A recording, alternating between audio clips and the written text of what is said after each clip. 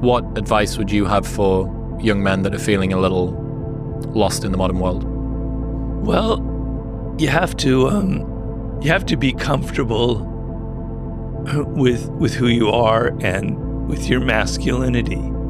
So the word masculine has now got like this negative connotation around it, which is terrible because you're a young man. It's not every young man. Some men don't feel this way, but a lot of young men, I remember myself, you've got this testosterone that's roaring through you.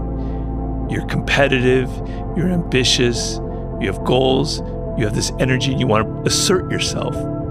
But it's bad, it's bad, it's bad. You're not supposed to be like that, you know? And the culture isn't about, there's no virtue in masculinity. Okay, there is such a thing as toxic masculinity, most definitely.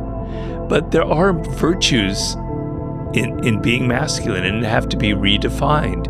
And we have to have icons and role models for that. You said that a harmless man is not a good man. A good man is a very dangerous man who has that under voluntary control. How should people become more dangerous?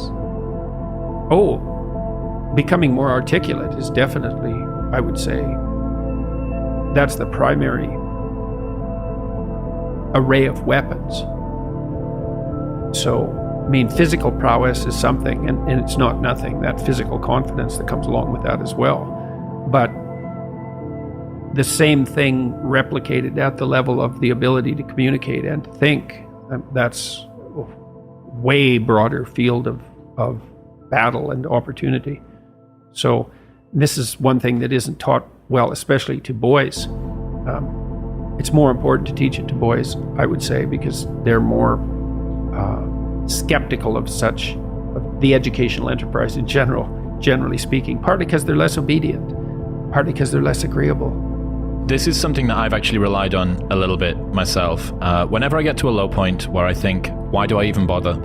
I just remind myself, this is where most people stop, and this is why they don't win. And this relates to another one, which is a reminder for the gladiators in the arena who feel beat up and scarred with no hope in sight. Building a business is hard. Hard feels shitty. This is what hard feels like, and this is why most people can't do it, but you can. This is what hard feels like.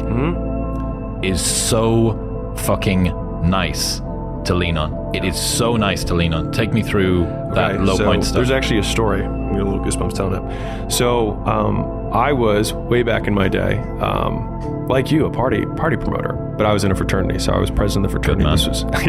And this was my first semester being president.